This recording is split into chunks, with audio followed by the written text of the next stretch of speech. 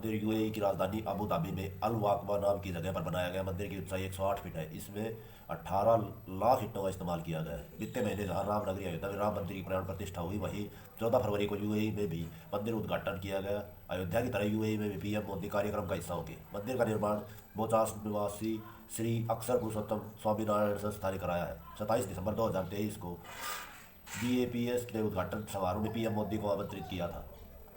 मंदिर यूएई की राजधानी अबू धाबी में अल वाकबा नाम की जगह पर बनाया गया है। यह धर्मस्थल 20,000 वर्ग मीटर के क्षेत्र में फैला हुआ है। हाईवे से सटी अल वाकबा नाम जगह अबू धाबी में तकरीबन 30 मिनट की दूरी पर है। यूएई का पहला हिंदू मंदिर भले ही 2023 में बनकर तैयार हुआ, लेकिन इसकी कल्पना करीब 2.5 दशक पहले 1997 में बीएपीएस संस्थान के तत्कालीन प्रमुख स्वामी महाराज ने की थी।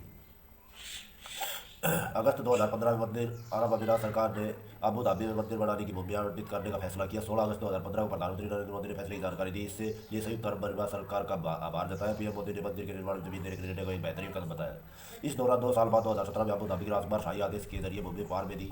2018 में अबू धाबी की राजकुमार ने पीएम मोदी के साथ मिलकर मंदिर में लिए सहमति दी। इस साल मंदिर नरेंद्र मोदी ने अबू धाबी हिंदू मंदिर की परियोजना शुरू की। इसके अलावा मंदिर में 100 वास्तुकला की तैयारी की थी। अप्रैल 2019 में यूएई के पहले हिंदू मंदिर का शिलान्यास हुआ था। लगभग 5,000 भक्त बीपीएससी हिंदू मंदिर में शिलान्यास में समारोह में भाग लेने और देखने के लिए एकत्रित हुए। यह समारोह मंदिर के निर्माण की शुरुआत का प्रतीक था।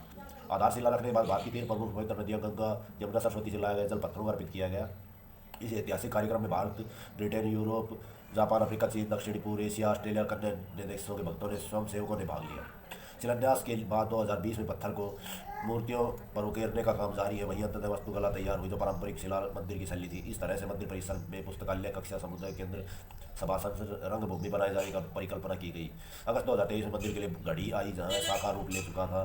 मंदिर प्रशासन ने इस रेगिस्तान में खिलता कमल की संख्या दी। इसके साथ ही तय किया गया 14 फरवरी 2024 को यूएई में पहले हिंदू मंदिर का उद्घाटन होगा। 27 दिसंबर 2023 को बीएपीएस ने स्वामी ईश्वराचार्य दास, स्वामी ब्रह्मगिरिदास के मौजूद शिष्टमंडल ने उद्घाटन समारोह में पीएम मोदी को आमंत्रित किया। अबू धाबी में बना मंदिर 108 फीट है। इसमें 40,000 क्यूबिक मीटर संगमरमर, 1,80,000 क्यूबिक मीटर बलुआ पत्थर, 18 लाख ईंटों का इस्तेमाल किया गया। मंदिर में 300 सेंसर लगाए गए हैं। पाकिस्तान तो इस वक्त जो हमारे अंदरूनी मसाइल हैं हम उसमें घिरे हुए हैं। अब न जाने क्या होगा, कौन सी हुकूमत बनेगी, क्या कोalition बनेगी, कौन प्राइम मिनिस्टर होगा, तो ये अभी तक ये सवालात बाकी हैं। और दूसरी तरफ हमारा जो मशरक़ी हमसाया है भारत, बड़े फोकस तरीके से आगे चल रहे हैं। अभी देखिए ना, प्राइम मिनिस्टर नरेंद्र मोदी वो आज यूएई के दौरे पे 2 दिन का दौरा है, लेकिन ये 2015 से अगर देखिए आज तक तो ये प्राइम मिनिस्टर मोदी का 7वां दौरा होगा यूएई का, और पिछले 8 माह में तो शायद ये 3रा दौरा होगा। तो उससे भी आप अंदाज़ा लगा सकते हैं कि भारत किस तरह आहिस्ता आहिस्ता अपनी स्पेस बढ़ा रहा है, ख़ास तौर पे खलीजी ममालिक में, और यूएई में तो ख़ास तौर पर उसका बड़ा एम्फेसिस है। जो उसकी स्पेस बढ़ रही है, हमारी स्पेस कम हो रही है। और अभी जो रिसेंटली कतर ने 8 इंडिया के जो साबिक नेवी के अफसरान थे उनको भी सज़ाए मौत से लेकर उनको रिहा कर दिया। तो ये भी इस बात की कमादी करता है कि भारत बड़े फोकस तरीके से खलीजी ममालिक के साथ अपने ताल्लुकात को एक्सपेंड कर रहा है। और ये भी हमारे लिए लम्हा फ़िक्रिया होना चाहिए कि हम किस तरह अपने आप को ऑर्गेनाइज़ करेंगे पॉलिटिकली ख़ास तौर पे, ताकि जो स्पेस हमने लूज़ की है ओवर द ईयर्स उसको हम न सिर्फ रिगेन कर सकें बल्कि बढ़ा सकें। लेकिन यहाँ पे कुछ मुझे लगता नहीं है कि हम लोग कुछ सीरियस हैं और हर चीज़ को बड़े कैजुअल तरीके से हम हैंडल कर रहे हैं। तो अगर यही हालात रहे तो हम तो न जाने क्या होगा हमारे साथ। इसमें कोई शक नहीं है कि फ़ॉरेन पॉलिसी, और ये सब लोग ये कहते रहते हैं कि अच्छी फ़ॉरेन पॉलिसी के लिए गुड गवर्नेंस की बड़ी ज़रूरत होती है। तो हमारे लिए काफ़ी मुश्किलात हैं, लेकिन क्या किया जाए कि हम अंदरूनी एतबार से इस कदर उलझ गए हैं, कमज़ोर से हो गए हैं, चाहे वो इकनॉमिक मईशत हमारी हो या पॉलिटिकली हमारे लोगों को समझ नहीं आ रही कि पाकिस्तान को अल्लाह ताला ने इतना ब्लेस किया है हर मामले में, लेकिन हम लोग मौक़े खोए जा रहे हैं और अभी भी कुछ समझ नहीं आती हम लोगों को कि हमने क्या करना है। लेकिन हमारे यहाँ उल्टा हो जाता है। हमारे यहाँ जब इंतख़ाबात होते हैं तो मज़ीद उलझनें पैदा हो जाती हैं, अदम इस्तेकाम पैदा हो जाता है, और अभी भी यही हो रहा है। और हम अपनी माजी की जो गलतियाँ उनसे सीखते भी नहीं हैं, और वही है और वही काम किए जा रहे हैं। और ख्वाहिश ये है कि पाकिस्तान को दुनिया भर में कोई अच्छा मुकाम मिल जाए या हम तरक्की की राह पे गामज़न हो जाएं। इस तरह काम नहीं होते।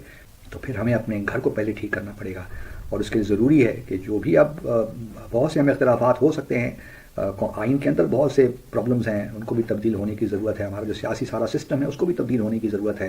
यूपीआई अफसोस के साथ कहना पड़ रहा है कि पाकिस्तान में अभी तक डिजिटल पेमेंट्स का दूर दूर तक कोई कॉन्सेप्ट नहीं है, जबकि इंडिया में मौजूद एक बेकारी भी डिजिटल कोड स्कैन करके यूपीआई के जरिए जो है भीख कलेक्ट करता है। इंडिया जो है वो डिजिटल जो है वो पेमेंट में बहुत आगे निकल गया है। उनकी जो ऐप है यूपीआई वो इंडिया तक महदूद नहीं रही, बल्कि वो बाकी जो हमारी साउथ एशियन कंट्रीज हैं उन तक भी उन्होंने स्प्रेड किया। डिजिटलाइजेशन जो है वो हर मुल्क के लिए नहीं बनी।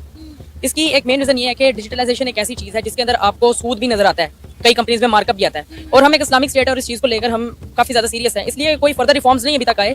तो मेरा यही मानना है कि अगर उनके लिए यूपीआई ठीक है तो वो उनके लिए ही। तो मुझे नहीं लगता कि अगर यूपीआई जैसी कोई ऐप अगर पाकिस्तान में आए तो वो कोई खैर ख्वाही हमारे लिए बुलाएगी। एक बड़ी हकीकत है कि इंडिया जो है वो नेशनलिज्म में हमसे बहुत आगे निकल चुका है।